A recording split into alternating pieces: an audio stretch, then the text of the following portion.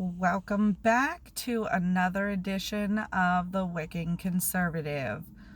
Today we're on the road. There's been a big shift in the household, shift in the energy, shift in the universe, if you will. So things are way different,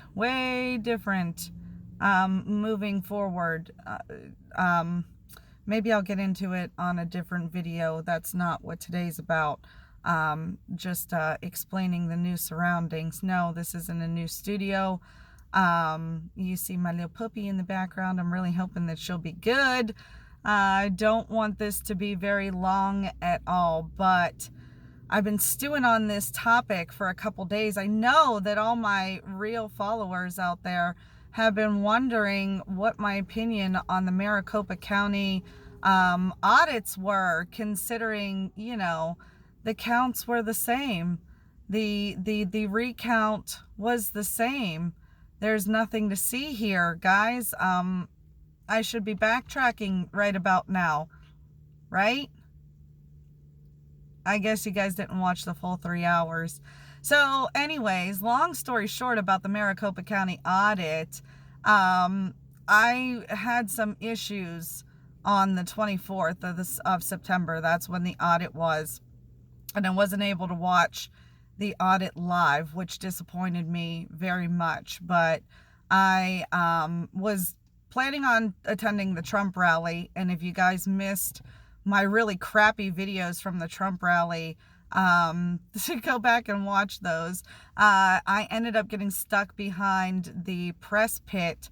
I wasn't early enough to get in front of the stage, try as I might, but I was in the rally this time, which was good. I got to stand right behind Newsmax and Right Side Broadcasting. I got to see Mike Nificent. If you follow his YouTube channel, that was pretty exciting for me. Just shaking other people's hands and telling them, that the work that they're doing is being heard is big for me. I think that that's something that we need to do. That was the point of the Patriot Picnic last 2 years ago, was to get in contact with other patriots and stay in contact. Hi, Amanda. I still miss you.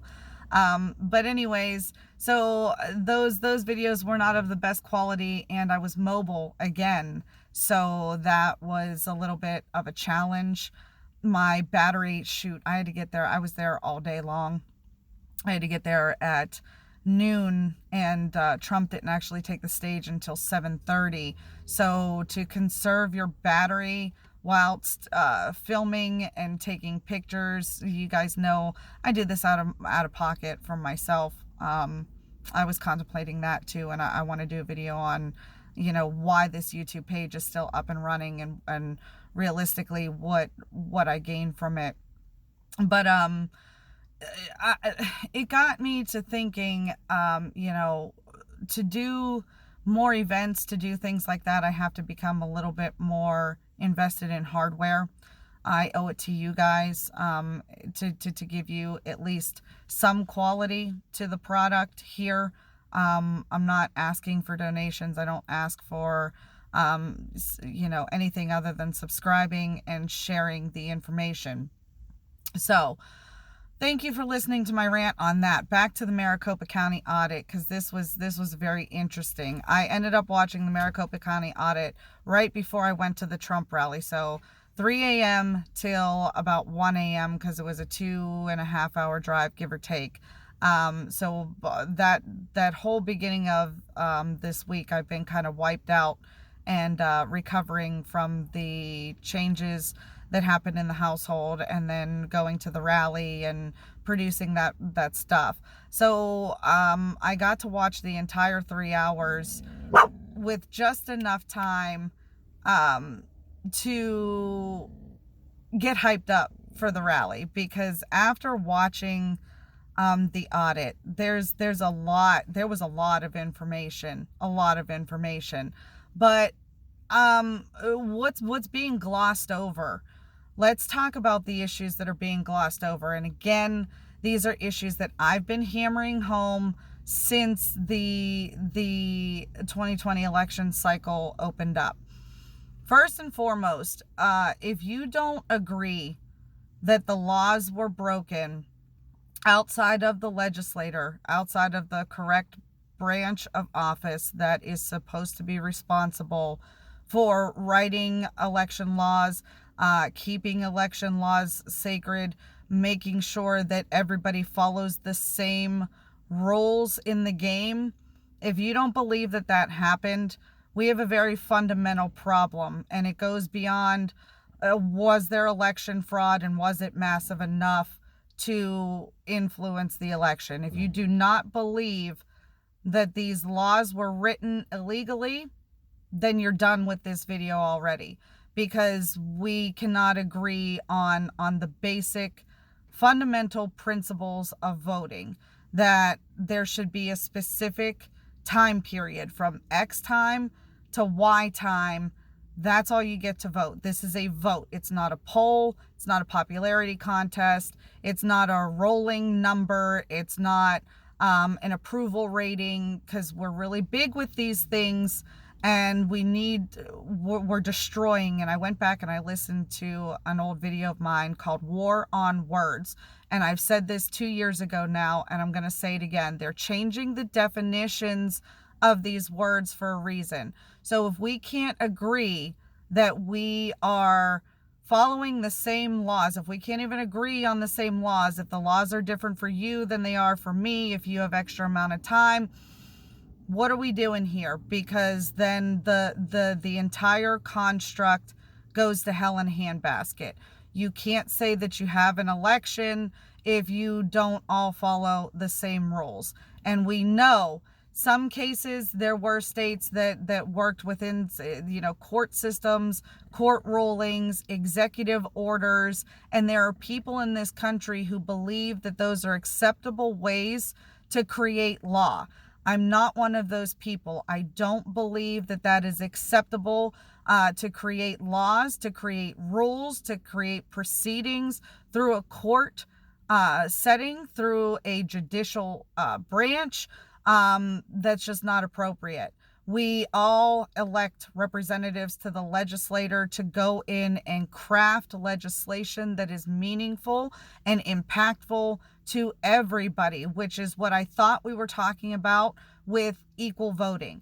So it's not equal voting if you are putting people at a disadvantage. And I've heard a lot of conservative pundits talk about being put at a disadvantage with the overflux of ballots, and so on and so forth, with the machine errors and things like that. I don't want to go down that path, and I don't want you to ever conflate me as one of these people who believe that, oh, the system was hacked and that's why we lost. That's not what we're talking about at all.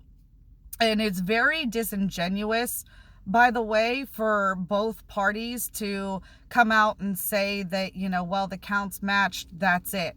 We're done here because the counts matched. That's not what this audit was. This was not a recount. Again, words matter. Recount would have been a recount of the ballots, and then in which point we could say the counts match, we're done here. But that's not what was being audited. The second point that I want to make goes back to the absentee ballots, and this directly speaks to you, Zima.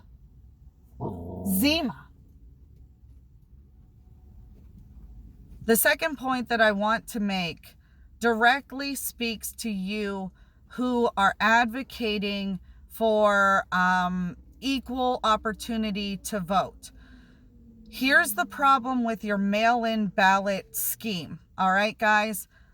The mail-in ballot is a scheme. It wasn't ever designed to be implemented across the board as equal access to voting. What that actually does is it demeans your vote. You are encouraged to disengage from the process when you are encouraged to sign your name to a slip of paper without any responsibility and just slide it in the box and somebody else handles it from there. As long as you can get it from your possession to a metal box, that's it. Your obligation is done. You voted. Yay, you get the spirit fingers and everybody pats you on the back. You did your part. And nobody can say you're part of the problem, right? And it's easier, and there are people who don't have access. I'm begging you to look at this from a different aspect, okay? Especially with Nicki Minaj and, Rihanna wearing the red pill shirt and different celebrities. Shaq came out and said not to call him a celebrity, but I'm gonna call him a celebrity too. Anybody that's really questioned this narrative, Kwame Brown has got this really bad as well. That these people are not intelligent enough to make their own decisions. And when they tell you that we're doing this for your ease, we're doing this to simplify your life, to me that's insulting. What makes you think that makes anybody's life easier? And I would go as far as to say that what happens when you start speaking out about the narrative and you put in your vote against the narrative? Who's guaranteeing that vote against the grain is getting counted? Or are you being assumed by the party representation on your ballot? If you have any gender identifying application markers as to why you've got blanketed these ballots, I think is a more racist issue than saying that we all have to show up, prove who we are in a certain designated amount of time and cast our secret ballots. Because at the end of the day, that was another thing that Democrats said was against, that was against their profit margin, against their race margins, was that these people were looking at affiliations and how these ballots were coming in and who was dropping these ballots off, and they were being prejudiced against before they ever got to a counting system. So again, I ask the same question, and Maricopa Audit touched on this by saying that the state refused to give them the affidavits and the chain of custody records. I don't believe those records exist. They did exist at a certain period of time, such as each precinct should have been required to collect this information, these legal documents and paperworks. But do they exist now? No, I don't believe that they do. I don't believe we'll ever know that. And I think that that's one of the big red flags being glossed over by the left and the right, is that we don't have chain of custody for these ballots. And let's go back into oppressing the vote, especially against people who are coming out against the narrative and against the grain. Not necessarily Republicans, Democrats, and independents. I'm looking directly at you. This is my problem. Who counted those ballots after they came out of the ballot box? When the guy came to pick them up, because they're in a box, they didn't just get airlifted on their own to the precinct. Who came and picked up those ballots? How many ballots were in those boxes at any given time? Who verified that person double counted and made sure that the right ballots were coming out of the box, and that all the ballots in the drop box made it to the precinct? Who validated that number? Who followed those ballots from point A to point B? It's very disingenuous, and it does nobody any good to ignore those facts. This is a fact. Nobody has seen those chain of custody records. You don't have to like my channel. You don't have to like the results of the election. You don't have to believe that either side of the aisle is correct in this matter, because I don't think anybody gets what I'm asking here. And it's a very simple question. Are the ballots that are in our possession, that were counted and certified, were they conducted and harvested legally or not? If one, in my opinion, in my interpretation of the law, I don't care if it's a little bit of fraud. I don't care if it's a lot of fraud. If one person voted illegally, you cannot say that the election was fair and legal. You cannot do it. Somebody broke the law.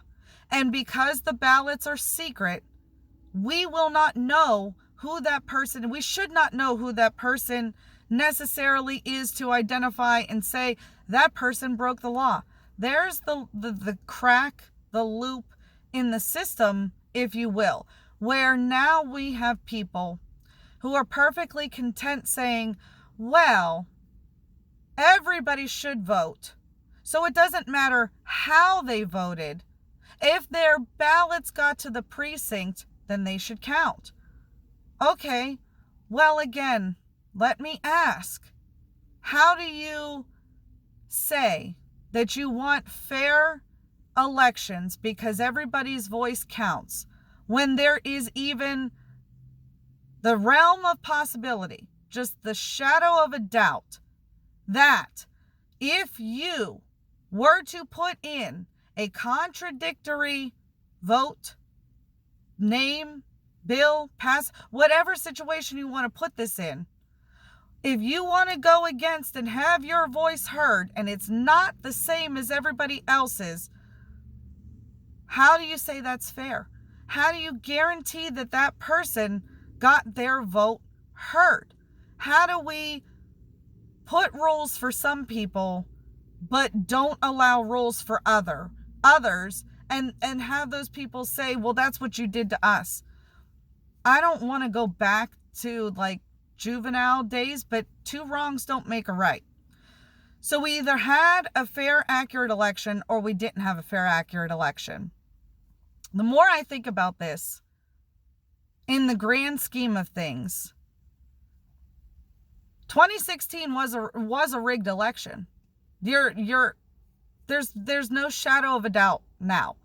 There are documents coming out that cast real doubt on the voting machines and the issues that we're having moving forward. Not coming from my mouth.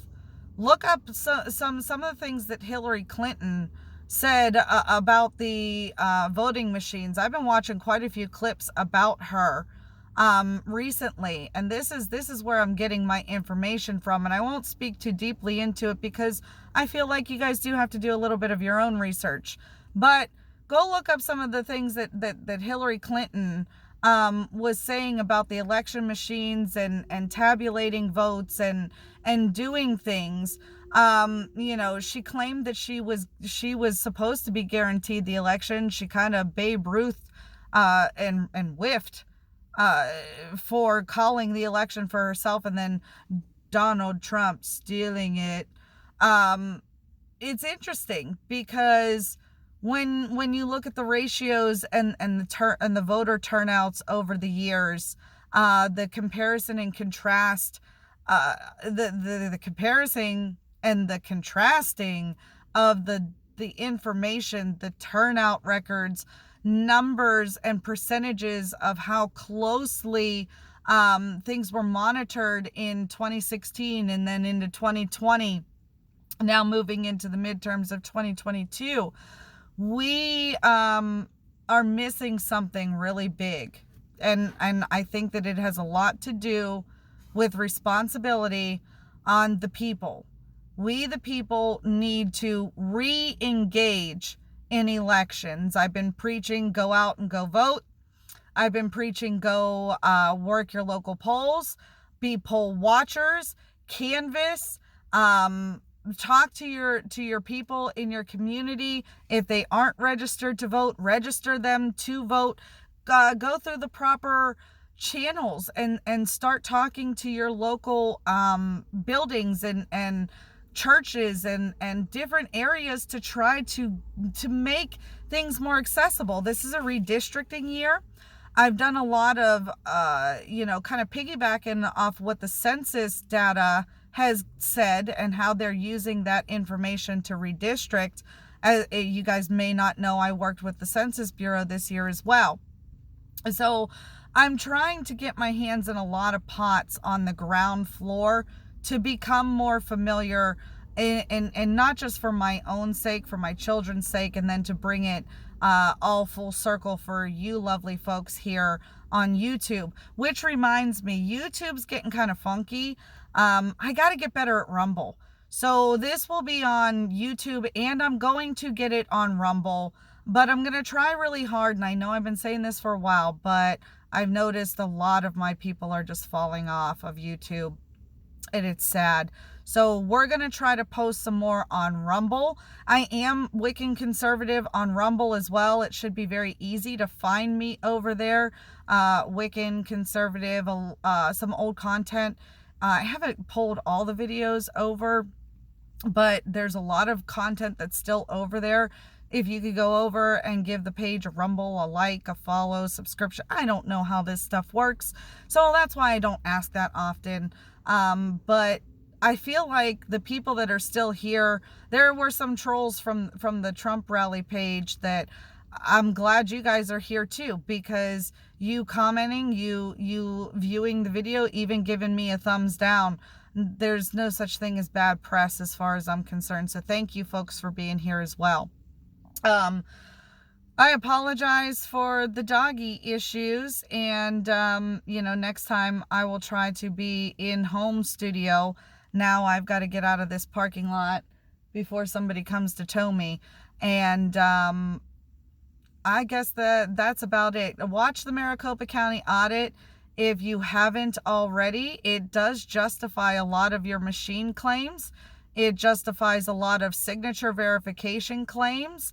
It verifies a lot of discrepancies with how they got the votes into the precinct. Remember, if you don't agree that the laws were changed illegally, and you don't agree that there's a possibility that maybe not all the ballots that are being counted should be counted, then you won't find any of this information interesting. You won't see the validity in our claims, and you won't you won't be able to wrap your head around law and order, things like due process, moving into the future. I've noticed that we're just separating into two groups of people. We're separating into people who believe in the rule of law, and the people who believe that the rule of law should change based upon XYZ factor, whether that be your gender, your skin color,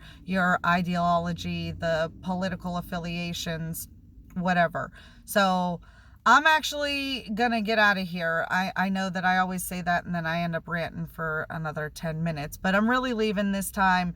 And guys, I will catch you on the next one.